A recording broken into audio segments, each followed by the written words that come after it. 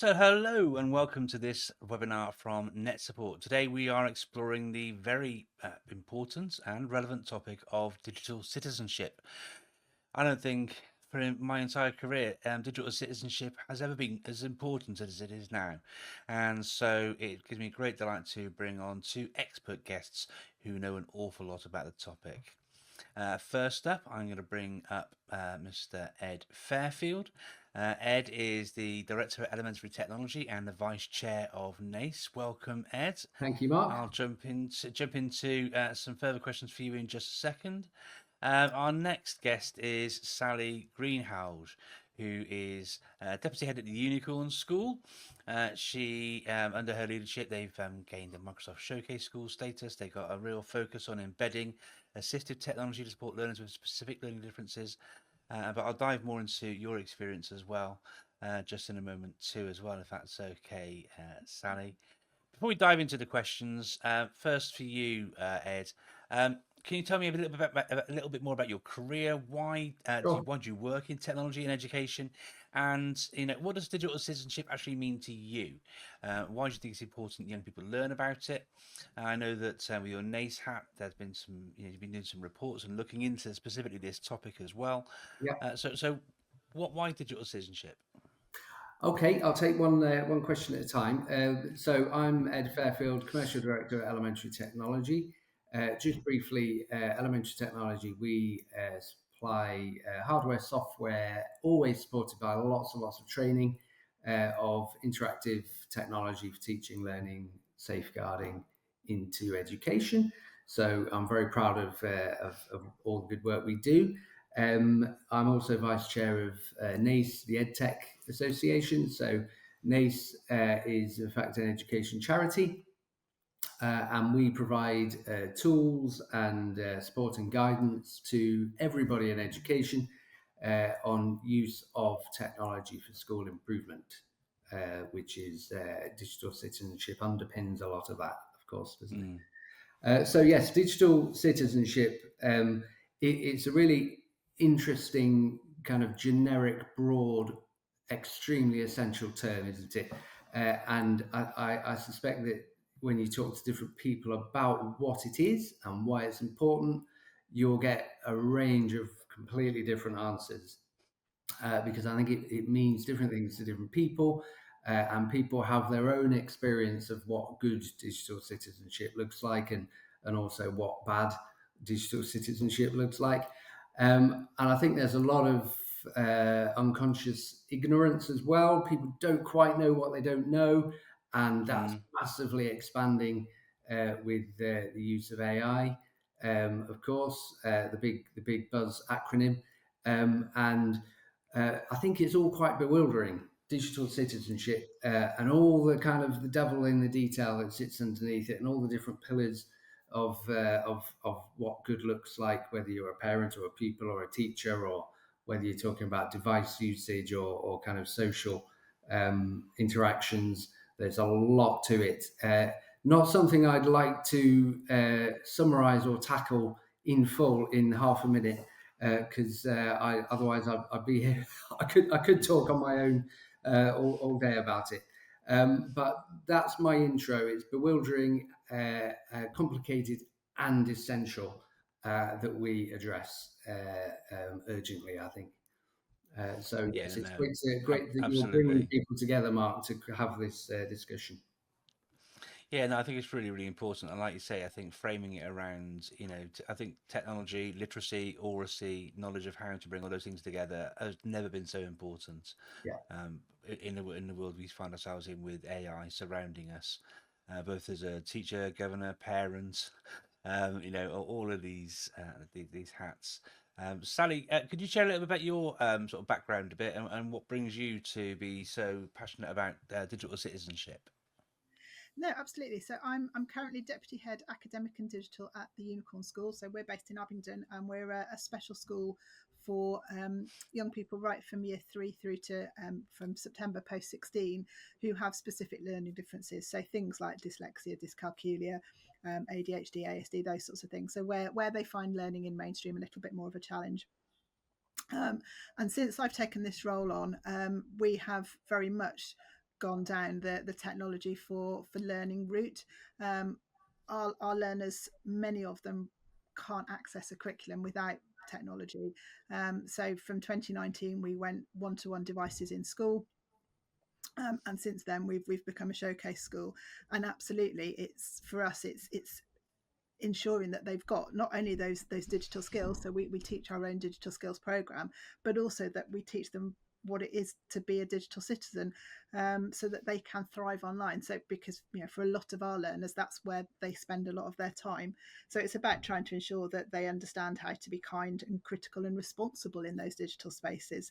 For us, it's a skill just as important as reading and writing, and we kind of give it that same level of importance.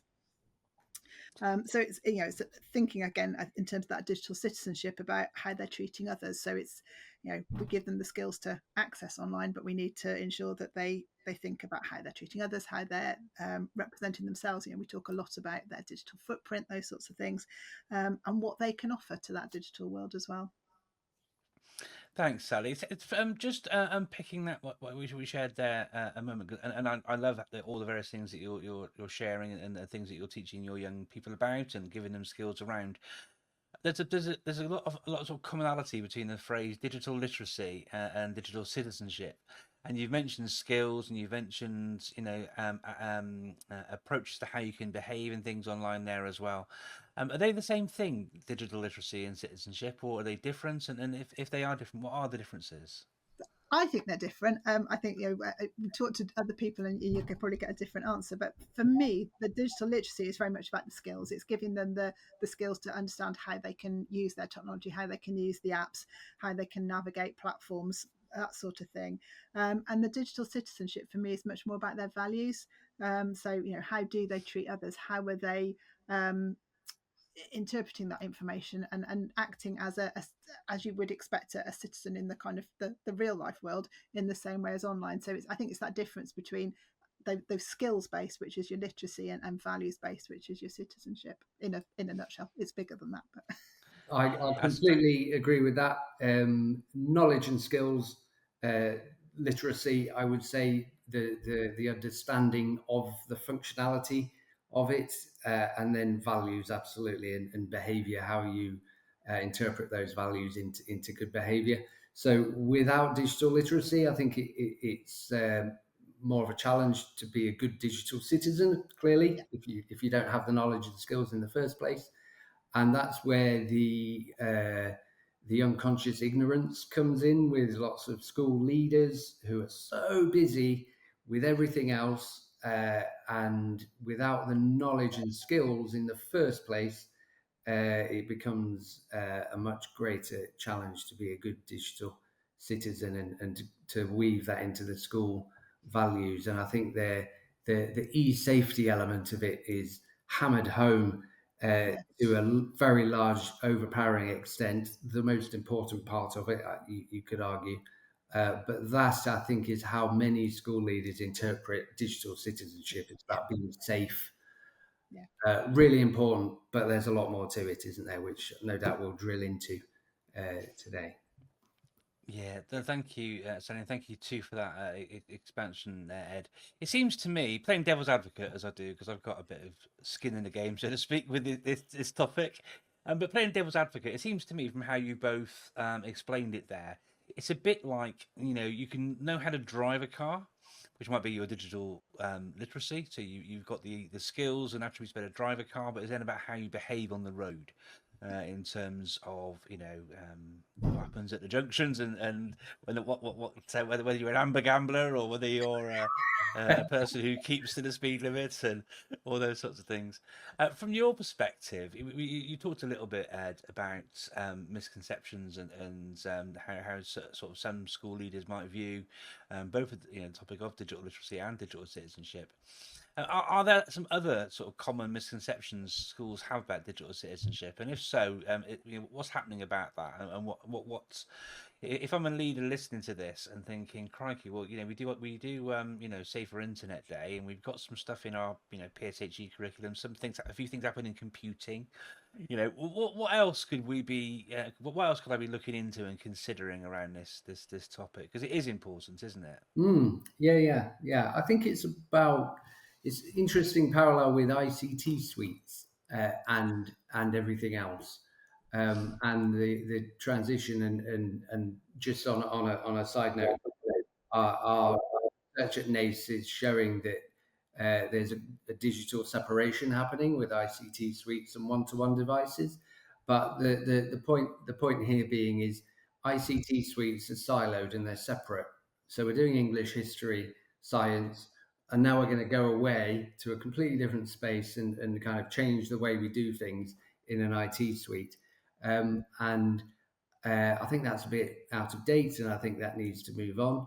And I think there's a parallel with digital citizenship about how it should be kind of invisible as part of being a good citizen in a school. So you treat your friends with respect in the playground.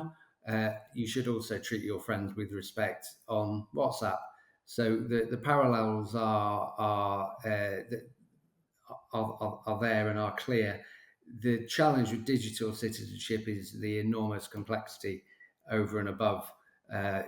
Don't bully your friends in the playground, because there's so much more to it digitally.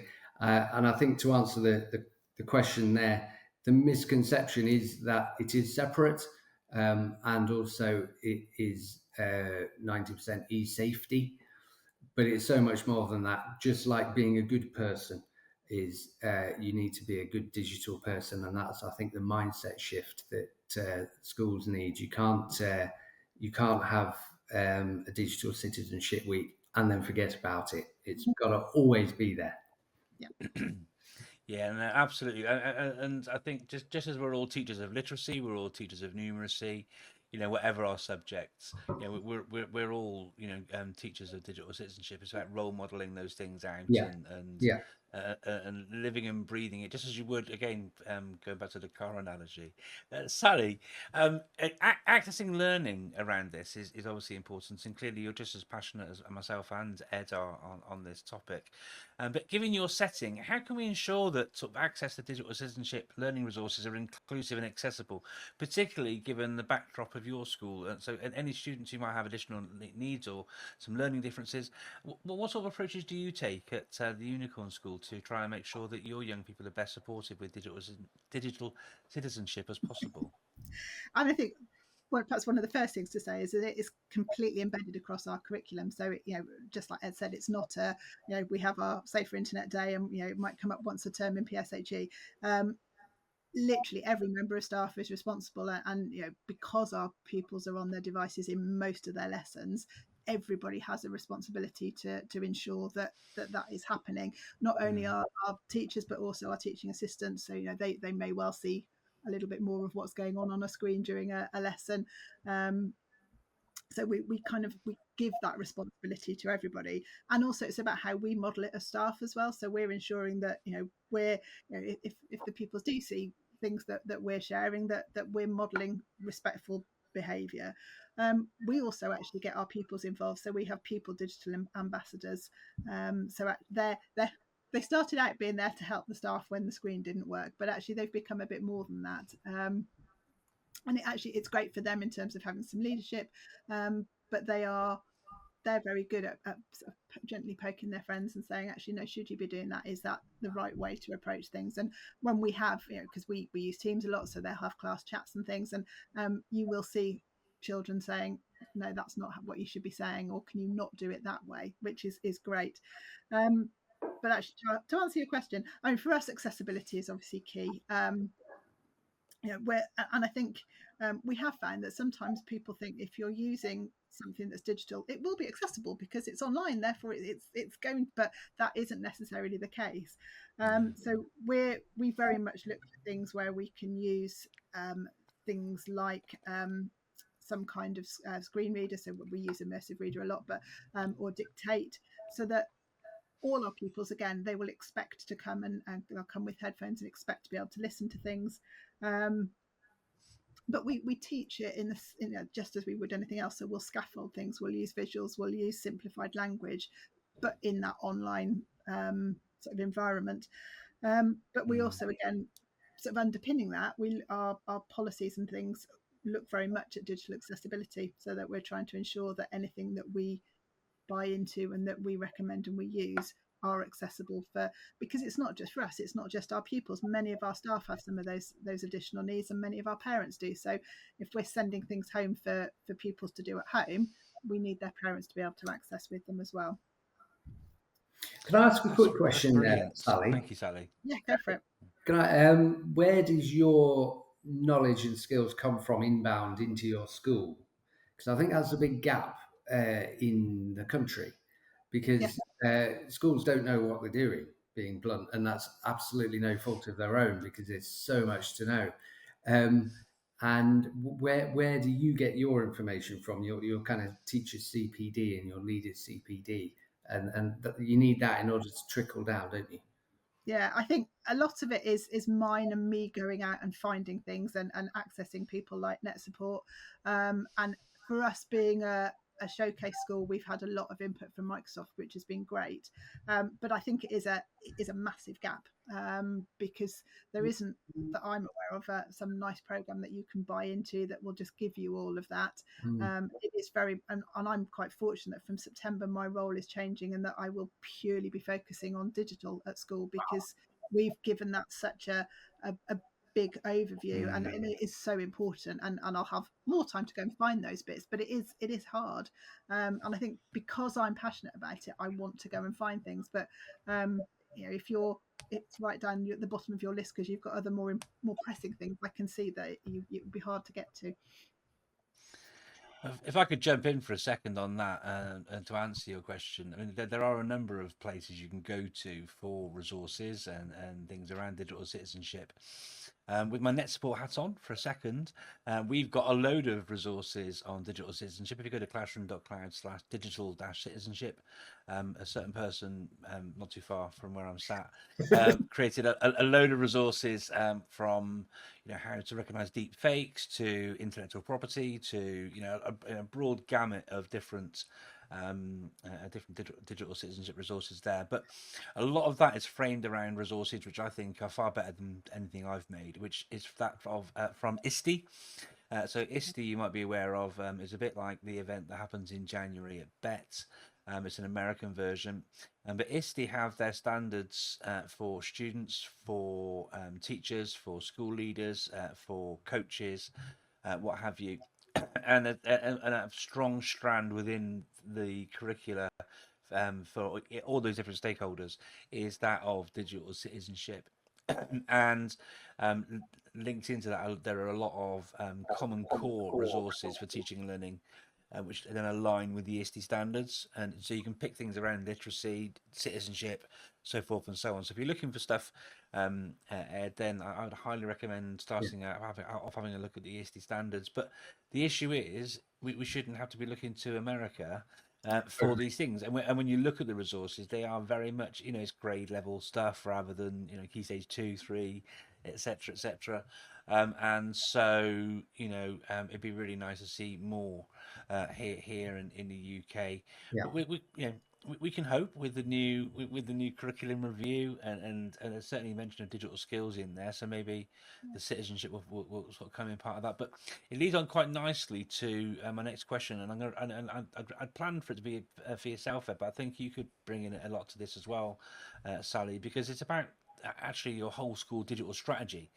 Yeah, you have to have that digital citizenship as a strand that runs through everything. A bit like you said, Sally, a bit like a stick of rock, where it's just part of sort of everything that you do. So how can you make that happen? I'll come to you first, Ed, and then if you could sort of come through with yours, maybe with the governance hat on, perhaps, Ed. How can you make a digital strategy have that run through it? What can schools do?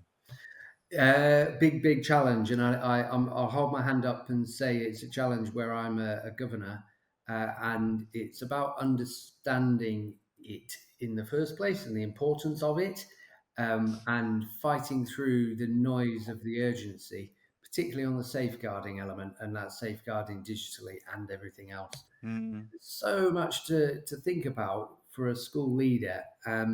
and important, urgent kind of split priorities.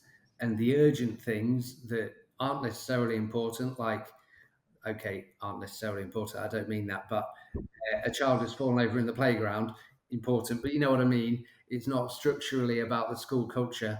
That takes precedent, and overcoming that and finding the headspace and making the time um, to then learn about what's important before you even then translate it and adapt it and share it within your school, before you even then understand the extent that it's understood and being embedded, before you then do management and improvement. There are too many points of failure, Mm. from the beginning, all the way through to the end of having a good, strong digital culture in a school. How do you overcome that? The first step is, which is why I asked how Sally finds her information inbound. That's the first step. You've got to understand the importance and what is under the bonnet, to carry on your car analogy. That's really tricky. Having that kind of inbound feed into UK schools, who knows? I'd love Mm. to say that NACE would be able to fulfill that from a national perspective. Uh, we're not there yet. The DFE, they're not there either. The likes of that's absolutely outstanding that you have an evangelist, which is your kind of brand as well, of course, sharing essential role it has, and then actively sharing resources that are used. It's one thing talking about it, but here's some actual stuff that you can use. That is so important and so valuable. Amplifying that, I think, is the first stage where you actually get meaningful, usable things in front of the people that matter. Right, okay, I understand it now, and there are some action points that I can actually implement. That's the first step. Big challenge. I'd love to hear more about how Sally manages to achieve that, and then how we can scale it and replicate it. Yeah, no, absolutely. I really want to hear your thoughts, Ali, because balancing the noise of all of the priorities different stakeholders tell you that you have to consider in your school is tough. How did you decide that digital was such an important thing at Mm, Unicorn, Sally? And then how did you go about, sort of making this work rather than just being like a one-off kind of yeah.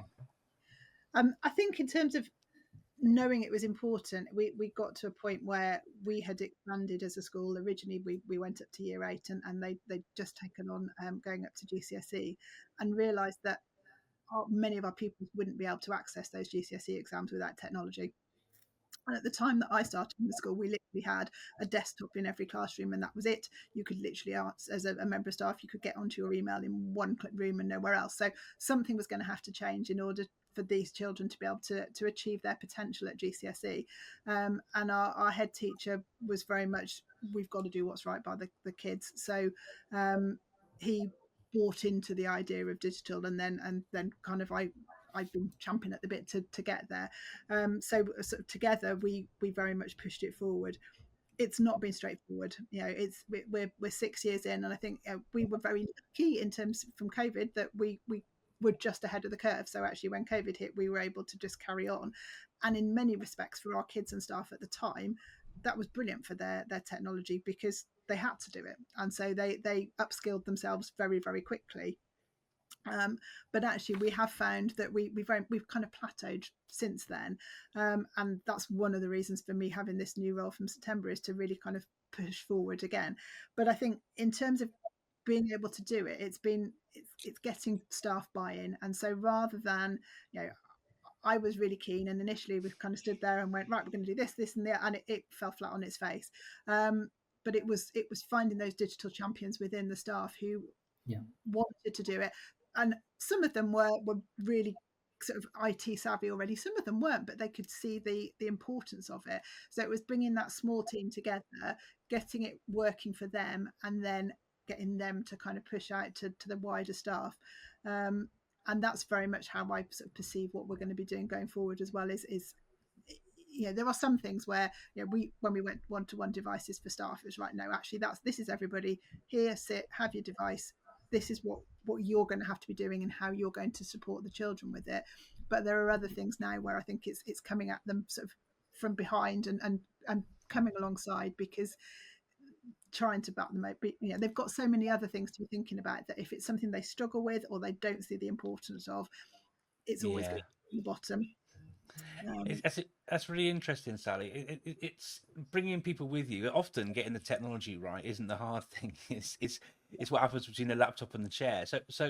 And something that I've read about lots and lots over the years, right, is about how with change management, it's about sort of providing that confidence and competence for teachers, so that and whether it's a case of how to use the software or how to behave in an environment with hardware and all that, but getting those two things so that you then have like cognizance of what works and when it works and how it works and when to use it and when not to use it, because sometimes not using technology is the right thing as well. Yeah. But then and then having that a sort of a macro level, how you can have that then consistently happening across your whole school, right? So with that in mind, and I'll open it up to both of you, but I'll come to you first, Ed. How can school leaders, governors, how can leadership ensure that when it comes to all of these things we're thinking about, not just the use of devices, but digital citizenship, online safety, digital behaviour, how can we support that with our staff in our school, and so that can be applied consistently? What are your thoughts, Ed? Yeah, I think digital champions, Sally mentioned, and that applies to teachers, leaders, and pupils and parents. Why not? And governors, everybody. Having where the notion that success spreads, because it's unrealistic to capture everybody to an equally high standard from day one. You're not going to have a whole team of digital citizens who are at a very high minimum standard of knowledge, skills, values, behaviour. Nurturing the ones that have a natural aptitude to it. So again, Sally, you talked about the people who are a bit more tech savvy in the first place. Identifying them, actively identifying them, right? Who are our individual people? Um, and nurturing them specifically, perhaps with train the trainer type functions, and giving them the extra resource they need and they want, probably, to excel and find the passion that's grounded in knowledge and skills, and then make the time for them to share it, and empower them to share it and bring everybody up to their high standard. I think that's the formula that will enable what Sally does to be scaled. Achieving that completely different, because you need the person to find the digital champions, and there aren't enough of those people. And going back to your car analogy, Mark, extending that backwards a little bit, you can give everybody, and it's a bit like what happened in COVID. You can give everybody a car, right? Everybody, here's a car, crack on. But it's then the knowledge and skills about what a car does. Then it's actually being able to do it, and then it's about doing it properly and saying thank you when somebody lets you out of a junction. And there again, it's a journey with many points of failure, and finding ways to share that and share that roadmap. Here we are, cars again. In a way that people can replicate is really valuable. But I think the core of it is about those champions who get it and have the enthusiasm to share it. That's the magic ingredient, I think. Yeah, I think it definitely takes a village, doesn't it? What can you share beyond that, Sally? I think the other thing that we've tried to do is to give people time, so that time for those champions to go and share, but to try not to introduce too much or expect too much too soon, but also for people to try and for things to not work, and not to be afraid of that failure, because I think, the same would be true with anything, but particularly in that digital world, people are so scared that if something goes wrong, I've got staff still who think that if they press the wrong button, the whole thing's going to still blow up. And they know that it won't, but they don't want to get it wrong. And actually, it's okay within the confines of things being safeguarded properly at school, which they should be, that actually they can try different things. They can and it's all right if it goes wrong. And I think if you can get that culture, people are more willing to give it a go.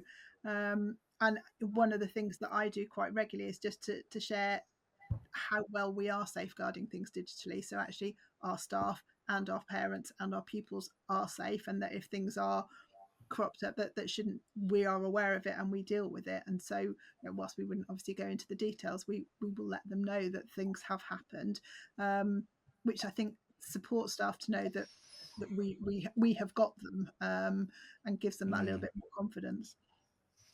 Yeah, that's safety net, isn't it?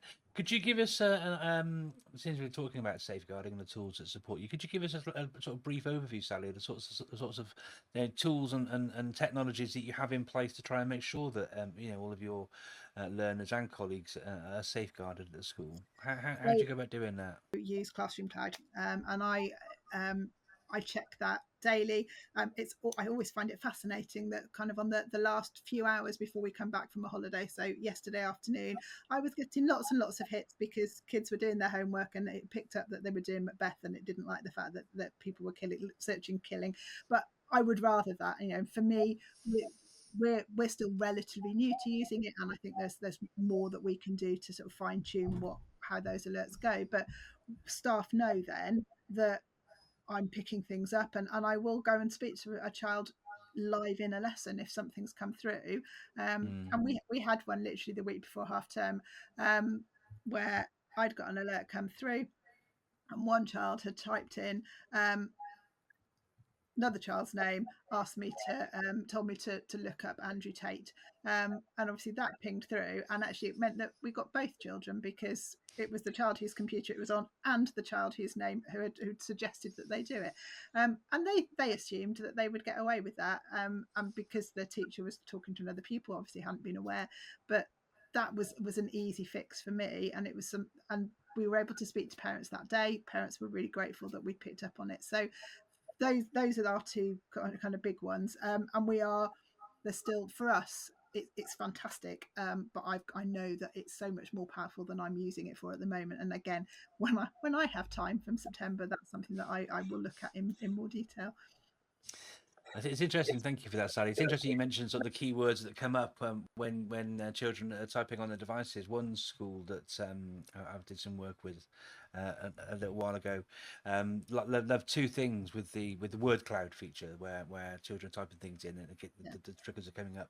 Not only did it help give you like not a litmus test, but like a testing of the temperature of the water, as it were, of the sort of things that children are searching for and what they're looking at, and all of these different things. But it also sort of shows trending moments. So if like I mentioned Andrew Tate, then if it highlights something which is being searched for and somewhat inappropriate as well, it gives you that opportunity to then sort of pivot your digital citizenship lessons, your assemblies, your wherever it fits into your curriculum within your school. It helps give you that opportunity to then dive into that and spend some time working with the groups of young people that need that sort of practical hands-on support. I think that's really key, because there's no point in addressing those sort of things 12 months later, because the moment's gone.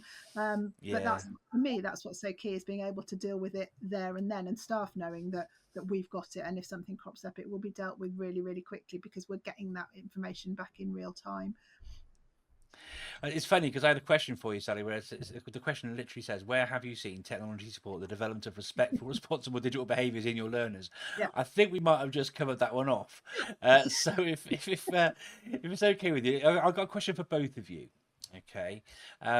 Because we talked about some things which are reactive, and sometimes reacting to things is good because you capture things and deal with them in the moment, right? But we need to be proactive as well as reactive, right? So what practical steps, and I'll come to you first, Sally, what practical steps can schools take to move from being reactive with online safety policies to proactive with this culture of digital citizenship? Um, so we started with, and it is something that we're going to come back and revisit, but looking at a shared vision of, what do we, not just me in my role or us as staff, but pupils and parents as well. What do we envisage that looks like? What is a good digital citizen from someone at the Unicorn School? And it's such a big idea that it will be look different in different places. But for us in our environment, what is a good digital citizen? How would we expect you to be behaving? Um, and that goes to staff, pupils, and parents as well, because we're all involved in that. Um, and then this is on my to-do list, but I want to look at creating a digital charter so that we actually have, we've got that embedded of exactly what we expect. We've got sort of acceptable use policies already, where we've done that to some extent, but which obviously is being proactive, but I think we can take it a step further, and it's getting the pupils on board in particular. It is ensuring that you've got that digital citizenship embedded across everyday teaching. It's not having your once a term assembly or your safer internet day, important though those are. But it's having staff referring to it all the time. If you're going to go and do an online search, or you're going to go and use something, or the kids are responding to each other using Teams, just having that moment to talk about how you should be responding before you actually do it, so it just becomes the norm. And then if it's there as what you're doing every day, you'll have far less, hopefully, to react to. But it's also then about, we've put it into our safeguarding training for staff as well, so that they're much more aware of it, much more aware of some of the things that can go wrong. So they're proactively looking for those things before they start a lesson.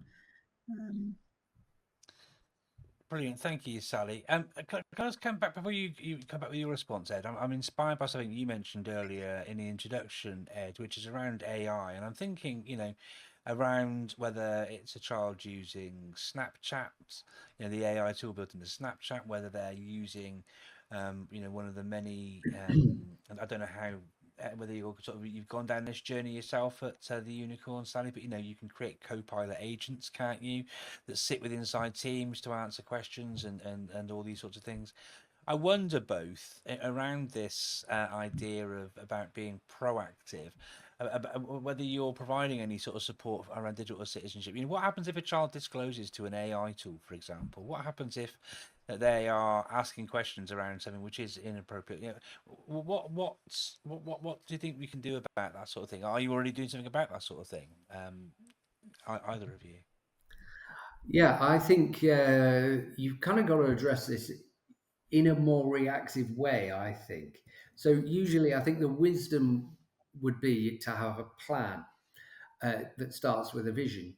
And that works in virtually all walks of life. So here at Elementary Technology, for example, we have a plan, as we do at NACE and as we do at home, and all of that. You have a plan with action points for improvement. And you kind of do that whether or not anything happens or not inbound.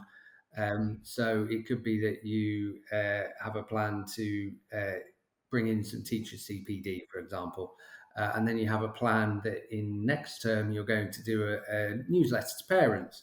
All of that's having a proactive plan that you stick to. The thing about digital citizenship, particularly around AI, is you can't plan for what's happening because it's fast moving to an enormous extent. So I was, my wife showed me this morning quite a startling video of that Google VO3 had created, and it was real so far as I could tell, and it was focused around the NAN test, the grandma test, I think, and you may have heard about this. And as far as I'm concerned, you completely fall for it. If someone's giving you that information, you'd be like, right, okay, I'm going to do what they say because it's real. And you can't plan for that.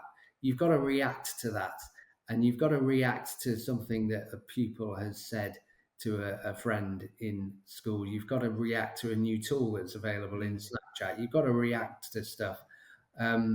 and it's important to build in the capacity to be reactive, which is kind of different to virtually every other walk of life. I think you've got to kind of revisit how you conduct yourself with this stuff, because it's so fast moving, and it's bewildering and dangerous, and essential, and lots of other words. You've got to be half reactive, otherwise you'll fall behind. Thanks, Ed. What are your thoughts, Sally? How are you dealing with this side of things at Unicorn? Yeah, I think still very much sort of the AI thing is a work in progress for us. We are looking at what we do. Staff obviously have access to Copilot because we're a Microsoft school. We have not yet gone down the line of sort of endorsing for pupils. I'm conscious that because Copilot's now coming down to 13, it's something we're going to have to address from September. But we also, we're not naive enough to know that they are using it outside, and it is something that I think will form a big part of my work going forward, is ensuring that they are utilising the fantastic resource that it is, but safely, and that they are then becoming, they're using it in a responsible way as a digital citizen, that they're not creating content that they're then passing off as their own, or sending out to other people. So it is, I think at this point, my proactiveness is knowing that there's work to do, but the work at the moment is very much reactive when problems occur. Mm-hmm. Brilliant stuff. Thank you. Did you have anything else to add to that, Ed, at all, before we move on to the next little bit? No, nothing to add. It's really interesting to hear you at the coalface, Sally, as somebody who's proactively and reactively working ahead of the curve. It's really interesting so far. Thank you. It is difficult keeping up with all the changes, isn't it? Whether it's the JCQ around exams, whether it's the the curriculum stuff, whether it's JCQ, DFE, Joint Council for Qualifications, who are in charge of overseeing the examinations. Right, gotcha. Yeah, so the use of technology in exam situations and things. Right. But you mentioned you asked before, Ed, about any sort of resources, frameworks, tools, and things you'd recommend and stuff. You talked a little. I came back and mentioned some of the resources from ISTE and some of the things from Classroom Cloud and Common Core. Maybe I've just shot myself in the foot and taken all the resources both of you might share. Are there any other resources or frameworks or tools you'd recommend to schools just starting out or looking to strengthen their digital citizenship work, Ed? Anything from NACE? Nothing that's really super up to date with NACE. I'll hold my hand up and say that NACE is more about having the groundwork and infrastructure to share and understand and have capacity and time to understand it all. It's not about the actual activity. It's not about resources and actionable items that you can build on. It's about having the right groundwork it's about having the car before you learn to drive. That's the kind of the superpower of NACE. And I would say, and it applies to virtually everything in technology, I think the best resource for everybody is hearing from people like Sally, who are already being successful in these areas. So it always broke my heart about the EdTech demonstrator schools, the DFE initiative that was closed. I thought that was an absolute dream concept, albeit there was more work to do in improvement and scaling and development and all of that. But learning from peers and seeing evidence of success from other people just like you, that I think is the golden nugget that we need to find ways to amplify. Other things like ISTE and yourself, Classroom Cloud, and other people, all gold dust, of course.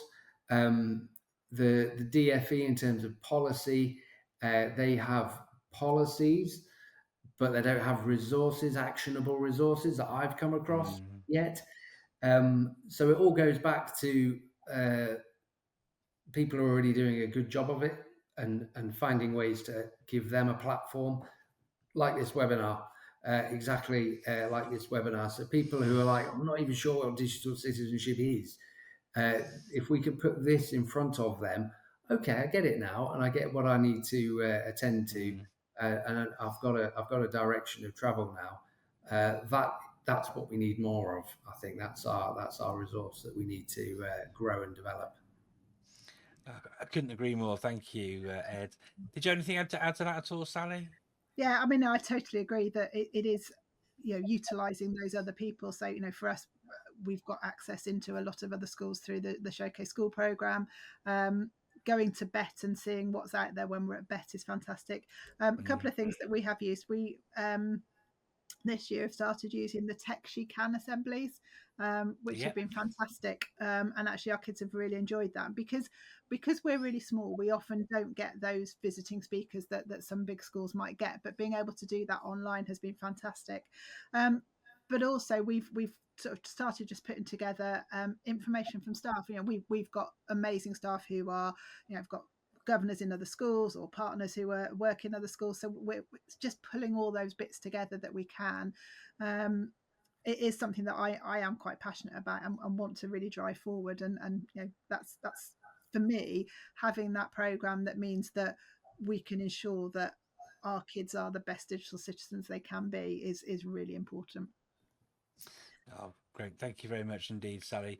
We're starting to wrap things up a little bit now. Before we do that, though, is there one sort of final piece of advice that you haven't mentioned yet that you'd want every school to sort of take away from this session? Ed, one final piece of advice.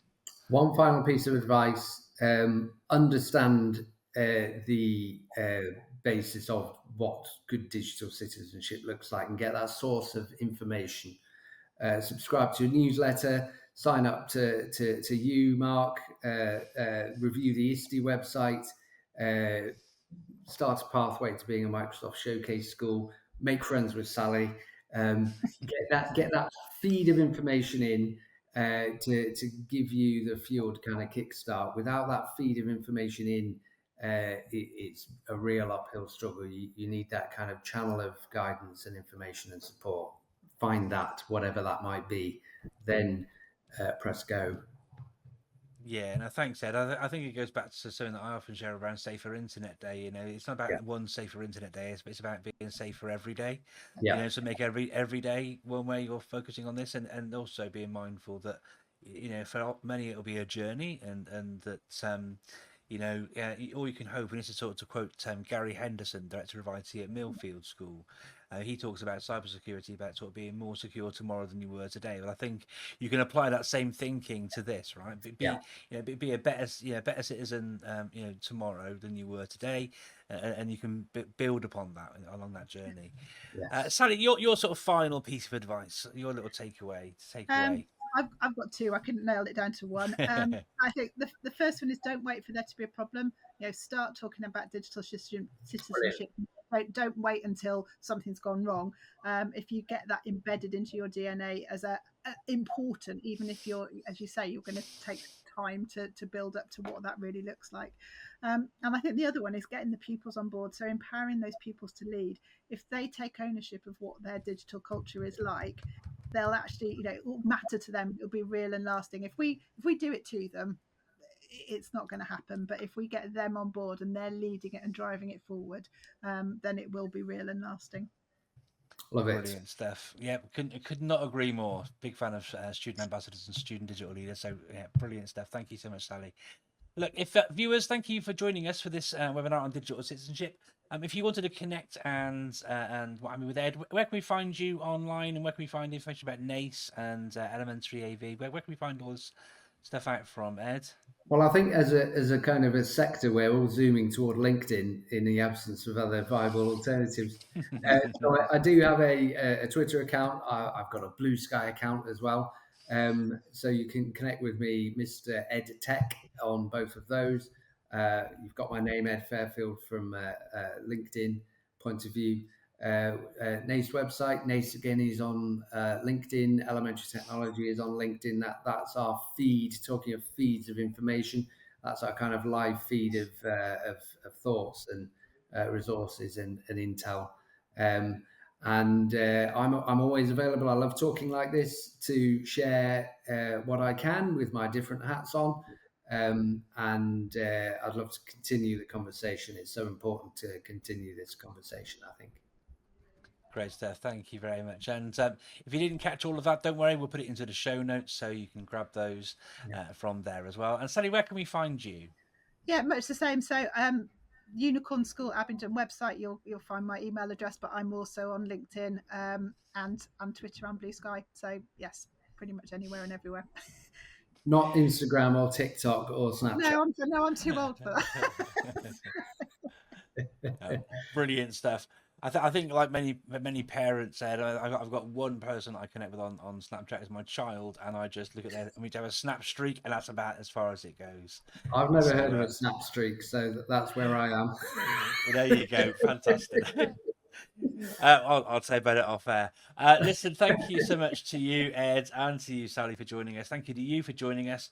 And please do subscribe to find out about more of our upcoming webinars around things like BYOD. They've got this one, digital citizenship. We've got things around curriculum development, all sorts of things in there to help you with your CPD within schools from Net Support. Look forward to seeing you on the next webinar. See you soon. Take care.